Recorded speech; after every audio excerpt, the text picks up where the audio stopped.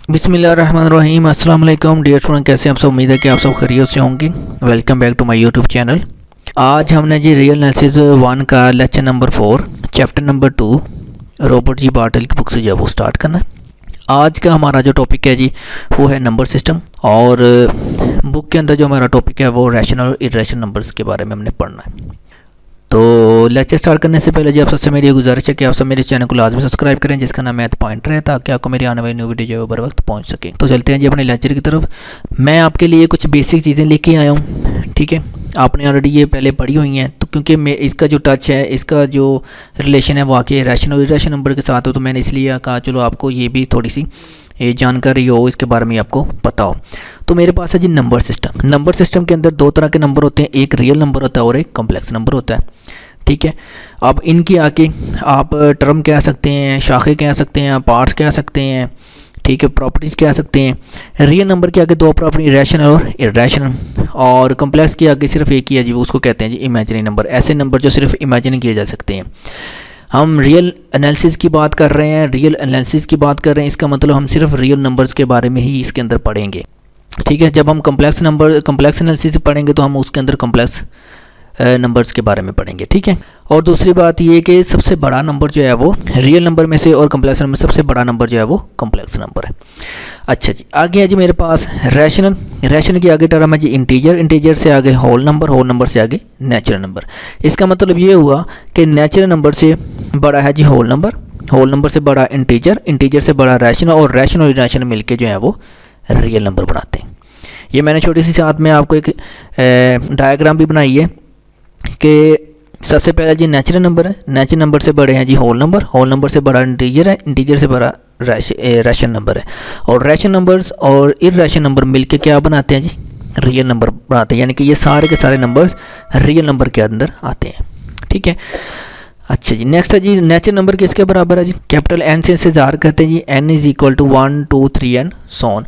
अगर मैं natural number के अंदर जीरो के ऐड कर देता हूँ तो ये मेरे पास होल नंबर बन जाते हैं, ठीक है। अगर मैं होल नंबर को प्लस माइनस के साथ लिखूँ, जी और इंटीजर को जी के साथ हम डिनोट करते हैं, Z is equal to 0 comma +-1 +-2 +-3 and so on O R R, या फिर हम ऐसे लिख सकते हैं जी -3 -2 -1 0 +1 +2 +3 एंड अप टू सोन। तो ये मेरे पास इंटीजर कहलाते हैं।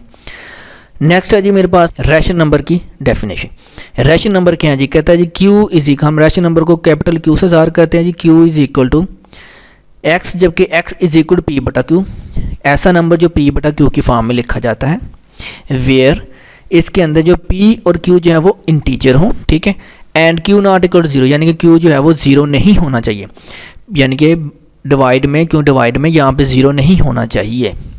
अगर डिवाइड में 0 आ जाएगा तो वो अनडिफाइंड फंक्शन बन जाएगा। नेक्स्ट है जी मेरे पास q डैश, यानी कि इसको हम q प्राइम भी कह सकते हैं, ये इर्रेशनल नंबर कहलाते हैं। x जबकि x not equal to p बटा q है, where p comma q belong to integer and q not equal, इसके अंदर भी q जो है वो 0 नहीं होना चाहिए।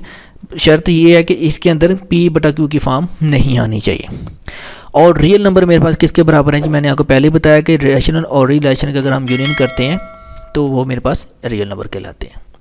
नेक्स्ट है जी मेरे पास रैशनल नंबर्स की प्रॉपर्टीज़। नंबर 1 प्रॉपर्टी है जी टर्मिनेटिंग, ठीक है, और दूसरी प्रॉपर्टी नॉन टर्मिनेटिंग। तो टर्मिनेटिंग प्रॉपर्टी पहले हम पढ़ते हैं जी। टर्मिनेटिंग प्रॉपर्टी क्या है, अगर मेरे पास कोई एलिमेंट है जो p बटा q की फॉर्म में है, उसका जो आंस है वो टर्मिनेट हो जाता है, यानी कि उसका जब हम उसको सॉल्व करते हैं उसका कोई ना कोई आंस आ जाता है, यानी कि फाइनाइट कोई आंस आ जाए, हमें पता है कि जिसका ये आंसर है, देखिए 1/2 है, उसका कोई उसका आंसर आ जाए, उसको जब हमने सॉल्व किया तो इसका आंसर आ जाएगा 0.5, इससे आगे तो कोई आंसर नहीं उसका, तो ये मेरे पास टर्मिनेट हो गया। इसको कहते हैं जी टर्मिनेट हो गया, टोटली जो है वो डिवाइड हो गया, सॉल्व हो गया।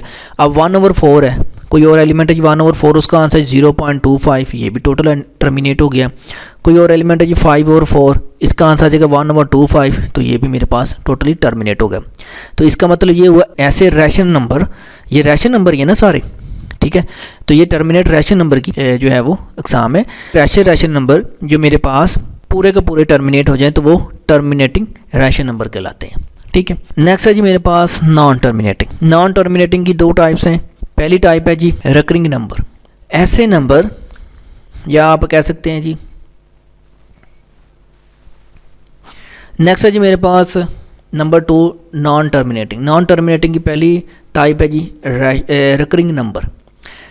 रिकरिंग नंबर कौन सा जी? ऐसे रैशनल नंबर जो पूरे के पूरे डिवाइड ना हो, उनका आंस जो है वो आगे से आगे आगे से आगे आगे से आगे चलता जाए और जो आंस है वो रिपीट होता जाए। देखिए 1/3 है मेरे पास कोई नंबर है, रैशनल नंबर 1/3 है। इसका जब हम इसको सॉल्व करेंगे इसका आंसर आ जाएगा 0.33333 एंड सो ऑन। अब तो हमें नहीं पता कि 3 कहाँ तक जाएगा। तो इसका मतलब ये जो 3 है ये चलता ही जा रहा है, आगे चलता है। इसका मतलब ये हुआ कि ये नॉन टर्मिनेटिंग रिकरिंग नंबर है। ठीक है, अब कोई और एलिमेंट है जी मेरे पास 2/3। जब हम इसको सॉल्व करते हैं जी तो इसका आंसर क्या आएगा? 0.6666 and up to so on. तो इसका मतलब कि ये जो 6 है, ये जो 3 था, जैसे ये 6 है वो रिपीट हो जा रहा है, 6 रिपीट हो जा रहा है, बार बार बार बार बार बार रिपीट हो जा रहा है। तो ये मेरे पास कौन सा एलिमेंट होगा जी? नॉन टर्मिनेटिंग, यानी कि ये तो टर्मिनेट भी नहीं हुआ और ये रिकरिंग नंबर है, यानी कि रिपीट हो जा रहा है, रिपीट हो जा रहा है। तो अब हम इसको अगर हम शॉर्ट फॉर्म में लिखना चाहें तो कैसे लिखते हैं जी? 1/3 इज इक्वल टू 0.3 के ऊपर बार लगाते हैं। बार का मतलब ये कि ये रिपीट हो रहा है, ये वाला एलिमेंट रिपीट हो रहा है। ठीक है, तो 2/3 इज इक्वल 0.66 का मतलब 6 के ऊपर बार लगाई मैंने। इसका मतलब ये कि जो 6 है वो रिपीट हो जा रहा है बार बार बार। नेक्स्ट है जी मेरे पास नॉन रिकरिंग नंबर्स। पहले जो हमने पढ़ी है टर्मिनेटिंग, ये भी रैशनल की थी। नॉन टर्मिनेटिंग रिकरिंग नंबर ये भी रैशनल की थी। अब हम पढ़ने लगे जी इरैशनल की एक टर्म। ठीक है, अगर मेरे पास 2 है, उसके डिवाइड में मैंने लिखा जी 1, डिवाइड में 1 नहीं होता है, तो इसका आंसर आ जाएगा मेरे पास 1.4142 and up to so on. अब सबसे पहले तो आप ये देखिए कि एक तो ये टर्मिनेट नहीं हुआ, इसका आंसर पता नहीं कहाँ तक जा रहा है, हमें तो पता ही नहीं है, टर्मिनेट भी नहीं हुआ।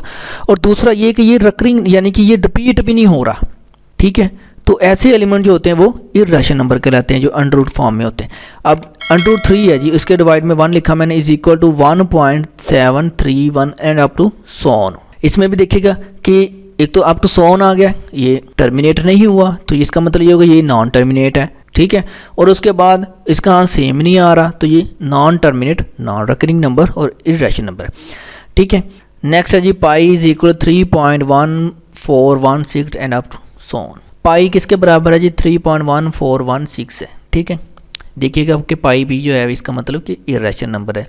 एक तो ये तो टर्मिनेट नहीं हुआ, उसके बाद ये रिपीट भी नहीं हो रहा, यानी कि रिकरिंग नंबर नहीं है, तो ये हो जाएगा non terminating non recurring number irrational number. अब आपने देखा होगा, पढ़ा होगा कि पाई जो है वो इक्वल है 22/7 के। ठीक है, तो ये गलत है। पाई की जो वैल्यू है वो इक्विवेलेंस है 22/7 के। अगर पाई की वैल्यू इक्वल हो जाए 22/7 के तो ये तो इरैशनल नंबर बन जाएगा। ठीक है, तो इसलिए जो पाई की जो वैल्यू है वो मेरे पास इक्विवेलेंस है 22/7, इसकी इक्वल नहीं है, इक्विवेलेंस है, यानी कि पाई की जो वैल्यू है वो इक्विवेलेंस है 22/7 के। तो इसलिए पाई जो है मेरा क्या है जी? इरैशनल नंबर है। ठीक है, तो पाई मेरा क्या है? इरैशनल नंबर है और ये 22/7 के इक्विवेलेंस है। तो ये तो था जी मेरा लेक्चर नंबर 4। इस लेक्चर में हमने नंबर सिस्टम के बारे में पढ़ा, रैशनल और इरैशनल के बारे में पढ़ा, उनकी आगे टाइप्स के बारे में पढ़ा। नेक्स्ट लेक्चर में इंशाल्लाह हम थ्योरम करेंगे जी, थ्योरम 2.1.4। अब तक के लिए जी इतना, इंशाल्लाह मिलते हैं जी नेक्स्ट लेक्चर में। तब तक के लिए जी अल्लाह हाफिज़, थैंक्स फॉर वॉचिंग।